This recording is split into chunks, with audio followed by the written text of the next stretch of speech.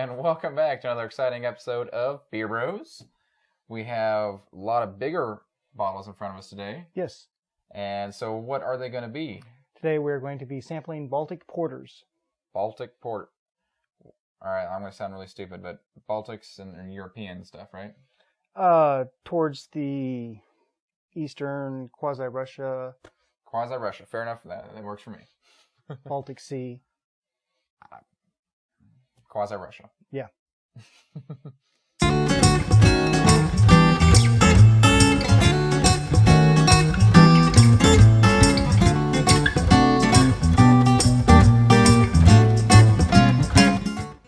Alright, so we have some Baltic Porters, you said? Yes. So Baltic Porters. So I learned a little something about porters recently. As one of our viewers pointed out, I was in one of our recent videos that said, this ale almost tastes like a porter. And they responded, said, well, porters are ales. And I was like, well, now I know. That is completely, well, not complete. That is all porters, not all true. porters are ales, but not all ales are porters. No. No? No. Baltic Porters are lagers. What the? You tricked me. Yes. Okay, how are porters lagers? Well, let's take a look. What the is this? Okay, so we have the wall of beer, the magnificent multitude of beer. Courtesy of Pop Chart Labs. Ales, lagers. Where's my porters? Go to the left. Where's my porters? There's Stat a Porter. Stout porter. But lagers. Baltic Porter. But stout porter, Baltic porter. Yes, but lager. But it's also. They're lagers. Don't believe everything anybody tells you. I'm still confused. Okay, so why is it both? It's a porter because it uses the porter style, the darker grains, that method for brewing it, and it's lagered. And it uses a lagering yeast. Okay, so if it weren't and cold brewed. If it weren't cold brewed in the lager yeast, it would still be just a traditional porter. Correct. Okay, and if it didn't have those two, yeah, okay. All right, I'll take your word on it, Mr. Smart Guy with the chart. You have the chart, you in. Okay. So, given that, some Baltic porters. Why did the Baltics get? Anyway, all right. So, can I drink one? Yes. Okay, which one are we gonna have first?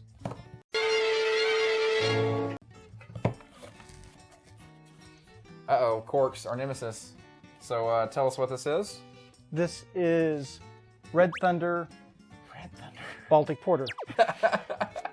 All right, so I have the better luck with corks, so let's give this a shot. It's the Baltics. Oh, that's a nice color to it, actually. It's not the blackest porter I've ever seen.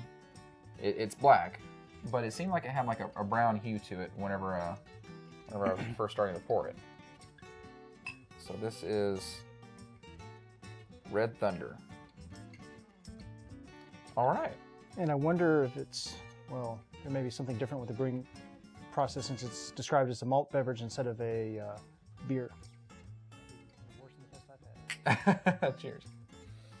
You can smell the wine. Yeah, I was about to say, it smells like when I'm doing a wine tasting and when I used to wait tables. So, cheers.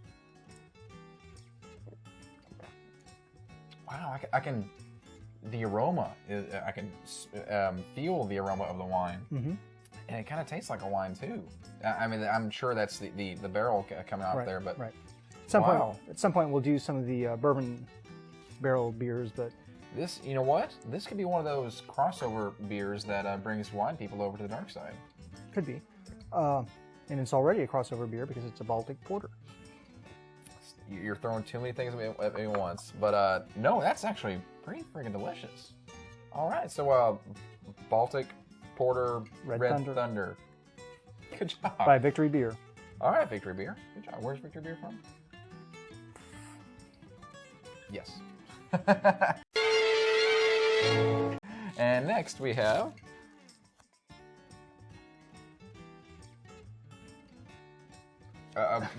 beer brewed in Russia, Baltica Porter. Yeah, it's an actual Baltic Porter. Yeah, it says from so the right Baltics. There. And it's interesting. It has, instead of like a traditional big label, it has like the stamp into the glass. It's pretty interesting. It's pretty royal looking. So let's give it a shot here. It looks like number 6. I don't know if that means anything. All right, so another. They've got a variety of other porters. This looks similar to the first. Kind of looks like pouring out Coke. Like I'm pouring Coke in a bottle. It's just that has that color and viscosity to it.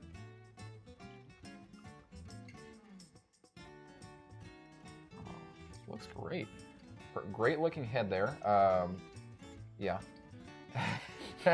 No, it looks like it's a perfect thickness. It kind of I don't know what else to say about it. It looks great. It looks like a delicious beer. I'm gonna smell it one more time. Not much of a scent to it. Yeah, it does. What do you smell? I smell malty. It's not as heavy as the first. I'll say that. Okay. The first one had a thicker aroma. It doesn't have the wine aroma, of course, because this particular porter was not brewed or aged in wine barrels. Okay, but I'll take a step back then because I was so overpowered with the first one, I missed the note. This one, I can smell a little bit of maltiness in there. Kind of semi-sweet is what I'm smelling. So, cheers to you, sir. Very light. Yeah, that one. You know what? My Coke theory kind of, I can taste a little. Maybe I'm thinking about it too hard, but it's the same viscosity of it, the thickness of it, and just the draw down my mouth. It kind of is like a beer soda. Yeah. It's weird. Well, I guess root beer, but no, it's delicious. Though it's smooth. It's smooth for me. And it's light like a lager, or you can give the lager. Yeah. It's not so full force like a full traditional porter would be. So I can understand why it's in the lager family. Right. This particular beer. So wow, great job there, Russia. All right, and on to our last beer of the day. We have Sea Legs Baltic Porter. Sea Legs Baltic Porter. Where's it from? It's from Crooked Line, and I can't recall where that is. Crooked Line. All right. So do you want me to get this one, or you got it?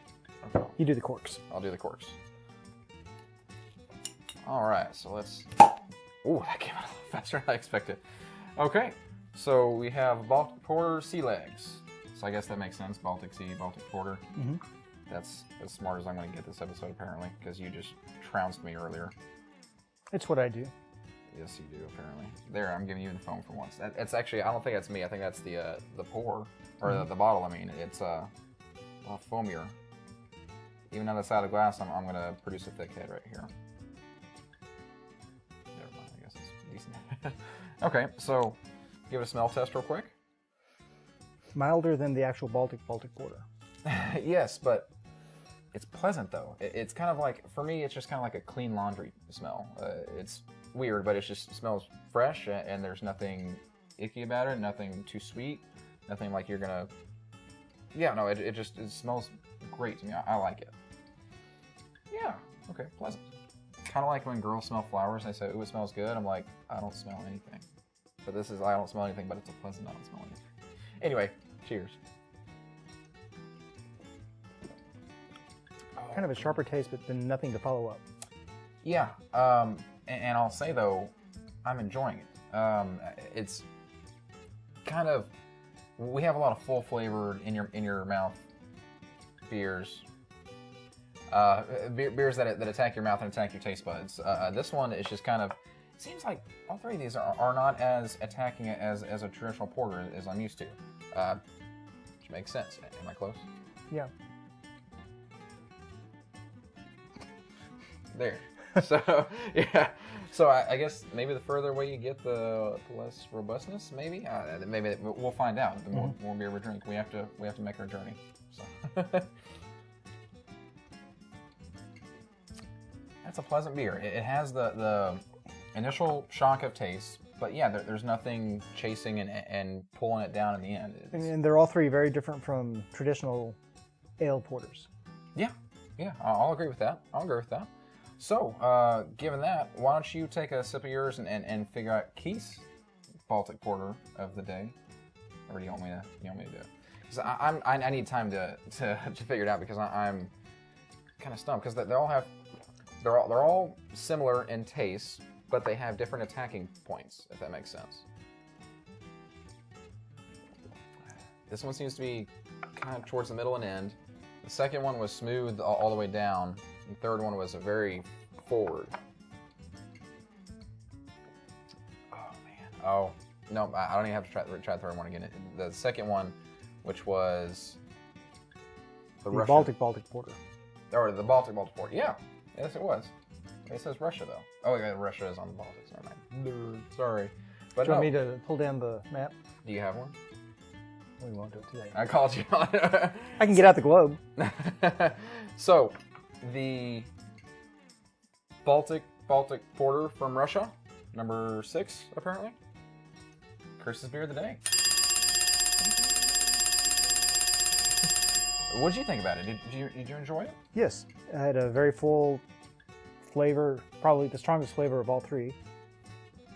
But yeah, it was so smooth. It was just, that's why it was a texture. They all had the same flavor, but the smoothness of it is what got me, and what won me over. I think I told you earlier that I'm a full convert now.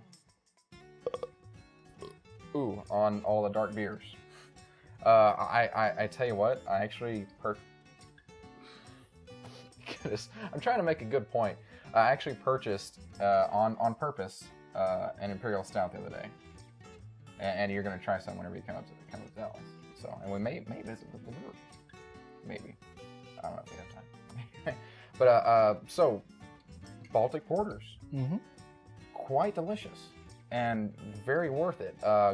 If your local beer shop has any, I'd say pick it up. If you like porters that are not ales, and go for the Baltic Porters that are lagers.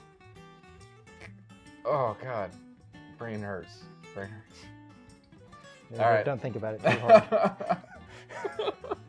All right, beer bros out. Yeah, that was a lot to think about.